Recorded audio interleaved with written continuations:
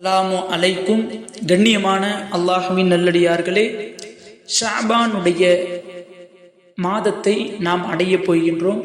இன்னும் ஷாபானுடைய தொடக்கத்தில் நாம் இருக்கிறோம். நபி ஸல்லல்லாஹு அலைஹி வஸல்லம் அவர்கள் துஆக்கள் அங்கீகரிக்கப்பட, இன்னும் வறுமை கடன் பிரச்சனை நீக்கப்பட, இன்னும் பாவங்கள் மன்னிக்கப்பட ஷாபானுடைய மாதத்தில் அதிகமாக ஓதிய ஒரு இஸ்திக்ஃபாரை பற்றி தான் இந்த ஒரு காணொளியில் நாம் பார்க்க போகிறோம். கண்ணியமானவர்களே, ஹஸரத் இப்னு அப்பாஸ் ரலியல்லாஹு அன்ஹு அவர்கள் அறிவிக்கிறார்கள், நபி அவர்கள் துஆ கேட்பதற்கு அல்லாஹ்விடத்தில் கரத்தை உயர்த்தினால் இந்த ஒரு இஸ்திக்ஃபாரை இந்த ஷாபானுடைய மாதத்தில் அதிகம் ஓதிவிட்டுதான் துஆக்கள் தேவைகளை கேட்பார்கள் என்று ஹஸரத் இப்னு அப்பாஸ் அவர்கள் அறிவிக்கிறார்கள். அந்த அளவிற்கு நபி அவர்கள் இந்த ஷாபானுடைய மாதத்தில் அதிகம் ஓதிய ஒரு சக்தி வாய்ந்த இஸ்திக்ஃபார். இந்த ஒரு இஸ்திக்ஃபாரை நாம் இந்த ஒரு மாதத்தில் ஓதுவதினால் நமக்கு கிடைக்கக்கூடிய பிரயோஜனம், பலன்கள். முதலாவது, நம்முடைய துஆக்கள் உடனடியாக அங்கீகரிக்கப்படுகின்றது. இன்னும் இந்த ஒரு இஸ்திக்ஃபாரில் அல்லாஹ்வினுடைய திருநாமமான இஸ்முல் ஆலம் என்ற வார்த்தை இந்த ஒரு இஸ்திக்ஃபாரில் இடம்பெற்றிருக்கின்றது என்று கூறுகிறார்கள். இஸ்முல் ஆலம் என்றால் எல்லோருக்கும் தெரியும். அந்த ஒரு வார்த்தையை சொல்லி நம்ம அல்லாஹ்ட்ட எதை கேட்டாலும் அதை அல்லாஹ் மறுக்கவே மாட்டான், உடனடியாக நமக்கு கொடுத்துருவான்.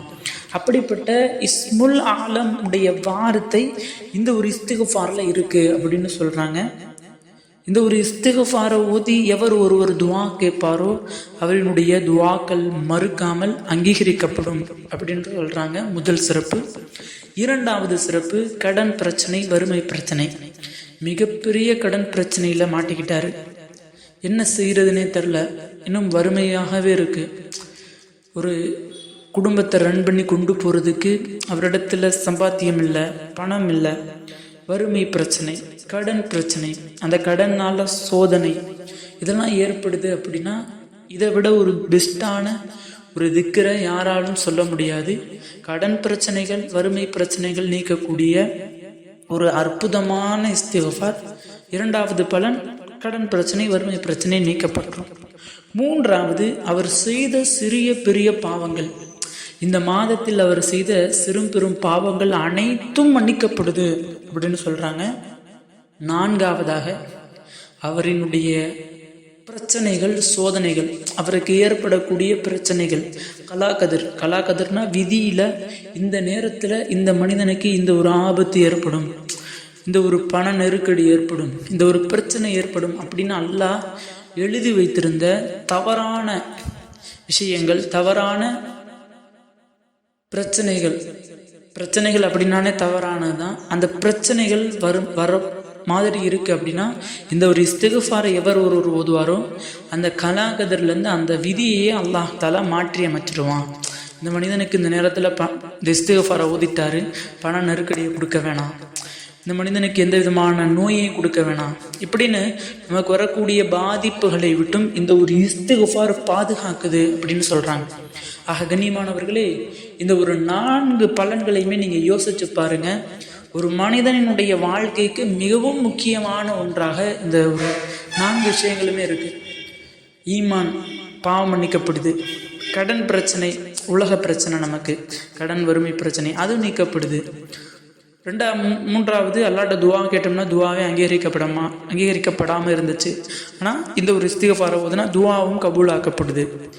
நான்காவது, நமக்கு ஏற்படக்கூடிய பிரச்சனைகள், சோதனைகளை விட்டும் இந்த ஒரு இஸ்திக்ஃபார் பாதுகாக்குது. ஆக கண்ணியமானவர்களே, இந்த 4ம் ஒரு மனிதனுக்கு கிடைச்சிருச்சுன்னா அந்த மனிதனுடைய வாழ்க்கை ஒரு சிறந்த வாழ்க்கையாக மாறிவிடும். அப்படிப்பட்ட இந்த 4 பலன்களையும் ஒரே ஒரு இஸ்திக்ஃபார், ஒரு சிறிய இஸ்திக்ஃபார் பெற்றுத்தருதுன்னா அந்த இவ்வளவு பெரிய ஒரு சிறப்பான ஒரு இஸ்திக்ஃபாரா இருக்கும். யோசிச்சு பாருங்க. ஆக கண்ணியமானவர்களே, இந்த ஒரு ஷாபானுடைய மாதத்தை நாம் எல்லோரும் அடைய போறோம். இந்த ஒரு இஸ்திக்ஃபாரை ஓதாம இந்த ஒரு மாதத்தை நாம் அனைவரும் தொடங்க வேண்டாம். இன்னும் இந்த மாதம் முழுவதும் சஹாபாக்கள் இந்த ஒரு இஸ்திக்ஃபாரை விடாமல் அதிகமாக ஓதி அல்லாஹ்விடத்தில் தம்முடைய ஹாஜத்துகளை கேட்டார்கள் என்று பல கிதாபுகளில் பல வரலாற்று ஆசிரியர்கள் எழுதுகிறாங்க. அந்த அளவிற்கு ஒரு சிறப்பான ஒரு இஸ்திக்ஃபார். கண்ணியமானவர்களே, நம்ம துவா கேட்கறதுக்காக வேண்டி அல்லாஹ்விடத்தில் கரத்தை உயர்த்தணும் அப்படின்னா இந்த ஒரு இஸ்திக்ஃபாரை ஓதிட்டு நம்ம அல்லாஹ்ட்ட கேட்போம். இன்னும் இந்த இஸ்திக்ஃபாரினுடைய பலனை நீங்கள் அடைஞ்சிட்டிங்கன்னா உங்களுடைய சகோதரர்கள், உங்களுடைய பெற்றோர்கள், உங்களுக்கு நெருக்கமானவங்க, பிடிச்சவங்க எல்லார்ட்டையுமே இந்த ஒரு இஸ்திக்ஃபாரை ஓத சொல்லி நீங்கள் அவங்கள்ட்ட ரெக்கமெண்ட் பண்ணுவீங்க, கெஞ்சுவீங்க.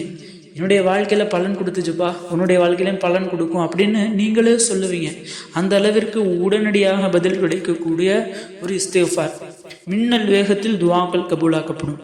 அப்படிப்பட்ட அந்த ஒரு இஸ்திக்ஃபார் என்ன அப்படின்னா, இந்த ஒரு இஸ்திக்ஃபாரை எப்படி ஓதணும்னா, எப்பெல்லாம் நம்ம அல்லாஹ் இடத்துல துவா கேட்கறதுக்காக வேண்டி கரத்தை உயர்த்துகிறோமோ, தொழுகை முடிஞ்சோ அல்லது நஃபில் தொழுது முடித்த பிறகோ அல்லது சும்மா சோதனையின் போதோ கவலையின் போது எப்போ நம்ம கரத்தை உயர்த்துகிறோமோ அந்த நேரத்தில் 7 முறை இந்த ஒரு இஸ்திக்ஃபாரை ஓதிடணும்.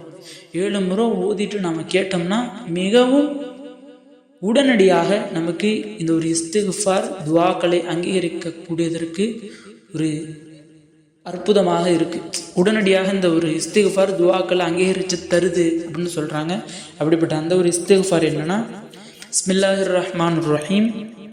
அஸ்தக்ஃபிருல்லாஹுல் அலீம் அல்லதி லா இலாஹ இல்லா ஹுவல் ஹய்யுல் கய்யூம் வ அதூபு இலைஹி தௌபதன் அப்தில் லாலிமு லா யம்லிகு லினஃப்ஸிஹி மௌத்தன் வலா ஹயாத்தன் வலா நுஷூரா.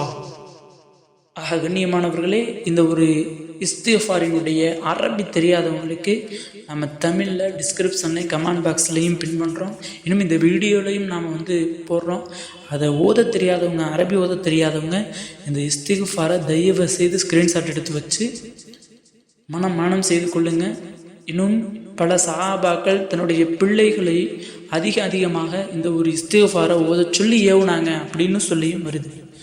கண்ணியமானவர்களே, இந்த ஒரு இஸ்திக்ஃபாரை இந்த மாதம் முழுவதும் நம்ம அதிகமாக ஓதுவோம். நம் மேல் சொன்ன எல்லா பலன்களையும் இந்த இஸ்திக்ஃபார் நமக்கு பெற்றுத்தரக்கூடிய பாக்கியத்தை அல்லாஹ் நாம் அனைவருக்கும் தந்தருள்வானாக. ஆமீன் என்று துஆ செய்தவனாக இந்த ஒரு காணொலியை முடித்துக் கொள்கிறேன். இந்த காணொலி பிடித்திருந்தால் ஷேர் செய்யுங்க, லைக் செய்யுங்க, கமெண்ட் செய்யுங்க, மறக்காமல் துஆ செய்யுங்க. அஸ்ஸலாமு அலைக்கும் வரஹ்மத்துல்லாஹி